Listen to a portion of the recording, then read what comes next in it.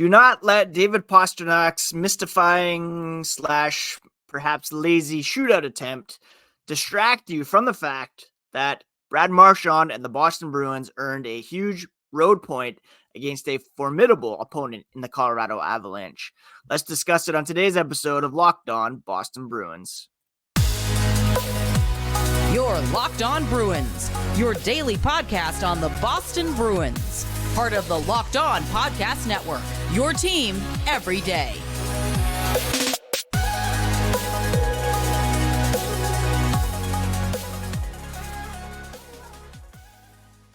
What is up, Bruins fans, and welcome back to the Locked On Boston Bruins podcast. I'm your host, Ian McLaren, and this is a daily show where we discuss all things Spoked B. Today is Tuesday, January 9th, and I want to thank you so much for making Locked On Bruins part of your day, free and available wherever you get podcasts and on YouTube, part of the Locked On Podcast Network, your team every day. And today's episode is brought to you by Gametime. Download the Gametime app, create an account, and use code LOCKEDON for $20 off your first purchase. Quick reminder before we jump in, you can find the podcast on social media at Locked NHL Bruins. You can find me, my dad jokes, hoggy thoughts, and Bessie picks at Ian C. McLaren. All right. Last night, the Boston Bruins went into Denver and came out with a point from a matchup against a tough Avalanche team. That's the big picture from last night's game.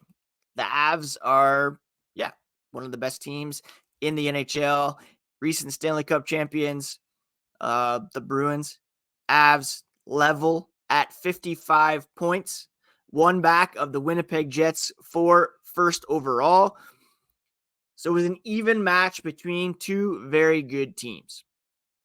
However, the Bruins were on the verge of fully coming back after being down in the third period and securing the extra point in the shootout when David Pastrnak seemingly mailed it in and attempted a shootout move that was, I don't know how you would describe it, uninspiring to say the least. He skated in on Alexander Georgiev, fired a little wrist shot that was seemingly easily stopped. Now, here's the thing with this shootout attempt. We all know David Pastrnak has pulled off successfully a pretty nice shootout move that's perhaps seemingly low difficulty. He pulls the puck back a little bit behind him, hides the puck from the goalie, and sweeps it past. He's done it on UC Saros as well as Ilya Sorokin, I believe. And it's a very effective move. It's a very nice looking move. And he's been able to do it a couple times this season. Last night, you can kind of see what he was doing, trying to pick the 5-hole on Georgiev, sneak it between his legs when perhaps the goaltender was thinking deke, or this kind of hidden behind the back move.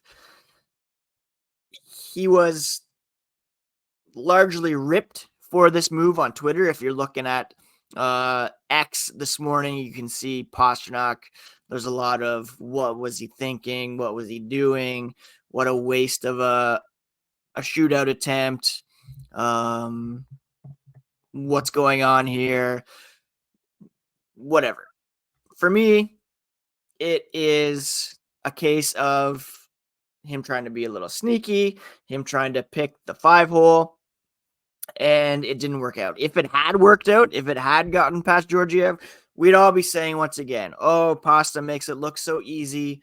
What a clever move. What a smart player. The optics aren't great on the attempt. And it does look like he mailed it in a little bit. He was fighting the puck all night long. Let's Let's not kid ourselves there. But at the same time, he is David Pastrnak. He's elite. He's one of the best players in the NHL, and he's done more than enough to help this team out throughout the season. And in my mind, he is an MVP finalist. Again, if you look at X, one of the worst shootout attempts you'll ever see. A sarcastic, quite the move here. Pastrnak really pissed me off with that shootout attempt. Apathetic shootout move. Etc., etc., etc. For me, the guy is so smooth with the puck. He generally is pretty clever in the shootout attempts. He knows what he's doing, and it didn't work out this time. But again, it's still David Pastrnak. He has been on fire as of late, and not that he's immune from criticism, but at the end of the day, he's David Pastrnak, and the Bruins benefit from him being in the lineup, his creativity, his offensive prowess. He's got 32 assists now on the season and one of the top scorers in the National Hockey League. Nathan MacKinnon, his counterpart last night, 10 points ahead, but Pastrnak firmly in fourth place, 1 point behind Artemi Panarin of the New York Rangers, belongs in the MVP conversation. So yeah, not the most inspiring shootout, but he's done things like that in the past that have worked out. And if it had gone in the back of the net, and you could even see Georgiev there giving him a bit of a nod, like, oh, you almost got me. You almost tricked me. It didn't quite work out. He's a very good goaltender. The shootout's largely a toss-up. I don't love it. I'd bring back the tie or go 3-2-1 at least. But for last night, didn't work out for Pasta and the Boston Bruins, but they still were able to earn a very important point on the road against one of the best teams in the NHL, and that should be the key takeaway. And we'll discuss how they did it here as the podcast continues. The NFL regular season has wound down, but the deals and the bets remain red hot on FanDuel. Still time to get on the action with FanDuel, America's number one sportsbook. Right now, new customers get $150 in bonus bets guaranteed when you place a $5 bet. That's $150 in bonus bets, win or lose. The app is so easy to use, and there's so many different ways to bet, like live same-game parlays, their new Explore tab, a parlay hub, which is the best way to find popular parlays, and more. All you have to do is visit FanDuel/LockedOn to get in on the action, and it's good for NBA, NHL as well. Again, the over-under for last night's game was set at 6.5 for the Bruins. Tonight in Arizona, it is set at 5.5. So get into the action at FanDuel, the official sportsbook of the NFL.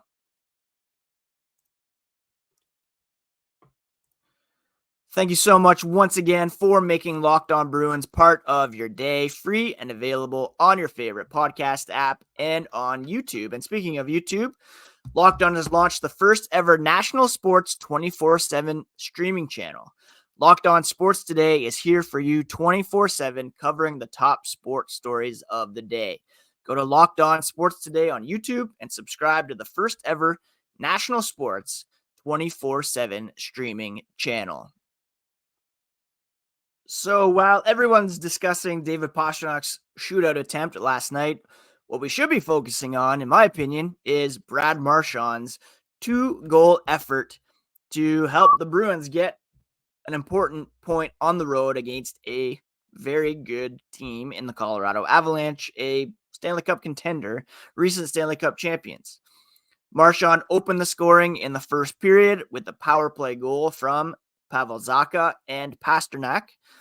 The Avalanche went up 2-1 early in the second period before John Beecher, who had been scratched recently, was placed back in the lineup because of his face-off ability. He actually popped in his fifth goal to level it at 2. Late in the second, the Avs went up again by a score of 3-2, leaving the Bruins facing a 1-goal deficit in the third period on the road against a very good team. Lo and behold, Brad Marchand, who continues to show great chemistry with Charlie Coyle, tied it up, and the Bruins did not relinquish another goal until the shootout. Brad Marchand here deserves a lot of props for helping his team get this point. He is the captain, he's a leader, and he stepped up here in 20 minutes, 21 seconds of ice time, 2 shots, 2 hits, a power play goal, another even strength goal, and the game tire, which without it, they wouldn't have even got to the shootout to begin with. John Beecher, I should mention, went 77.8% in the dot. He added a hit to go with his goal that came on his lone shot.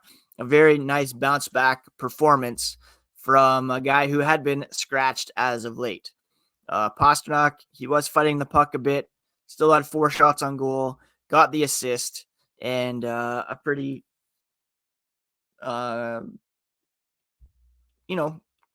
good game overall for some of the key players on the team. Charlie McAvoy skated 30 minutes and 50 seconds, and that brings us to the other big story from last night, which was Brandon Carlo getting injured. He was banged up and had to leave because of an upper body injury. He was not able to return. Whenever we hear Carlo, upper body, obviously there are some red flags because of his head injury situation. Not that we know exactly what the prognosis is, but hopefully he's okay and it's not a long-term absence for Brandon Carlo. The fact that they lost him early on, he only played 11 minutes and 50 seconds. They had to rely heavily on Charlie McAvoy over almost 31 minutes of ice time. Lindholm was over 26 minutes. Grzelcyk, Witherspoon played over 20 minutes. Kevin Shattenkirk, only 13:46 in Carlo's absence. Jeremy Swayman made 33 saves on 36 shots.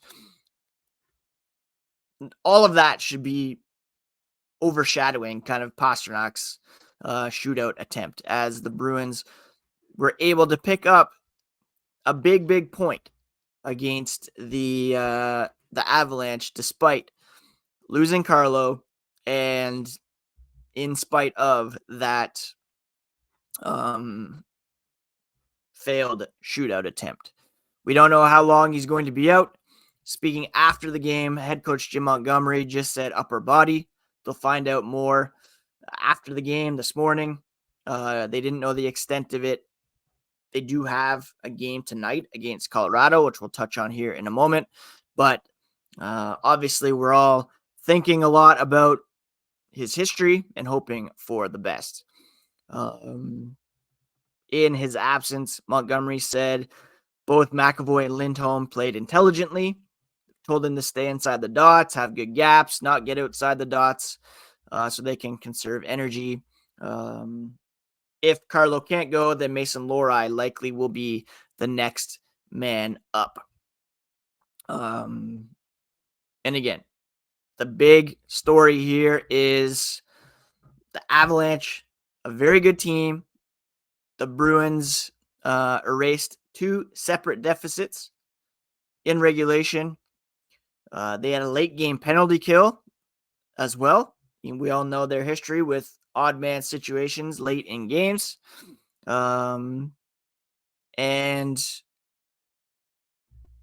the Bruins were able to pull it off despite that failed shootout attempt. That's the big story. Full credit to Brad Marchand for stepping up and showing why he is the team captain. Now, there is no rest for this team as they are back in action tonight against the Arizona Coyotes, and that's a game that we'll preview here as the podcast continues.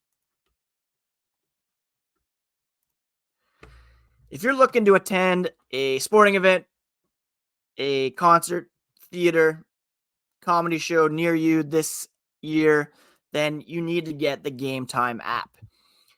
They make it so easy to order tickets with killer last-minute deals, all-in prices, views from your seat, and a best price guarantee, which means if you find a ticket in the same section and row for less, Gametime will credit you 110% of the difference. The view from your seat I really love because you know exactly what to expect when you arrive at the venue. Just download the Gametime app, create an account, and use code LOCKEDON for $20 off your first purchase. Terms do apply, but create an account and redeem code LOCKEDON for $20 off your first purchase. Gametime, last minute tickets at the lowest price, guaranteed. The Bruins back in action tonight against the Arizona Coyotes, a team that's a bit more rested after not playing last night, as did the Boston Bruins. The Bruins, with the win, like I mentioned, they're at 55 points, tied with the Vancouver Canucks and the Colorado Avalanche for second overall. The Bruins are second on their own in terms of point percentage after last night's win, 24, 8, and 7 on the season. Only the Winnipeg Jets have also only single-digit losses this season. They're at 26, 9, and 4. The Bruins will be taking on the Arizona Coyotes tonight, a team that, let's not fool ourselves, they're not great. They're 19, 7, and 2.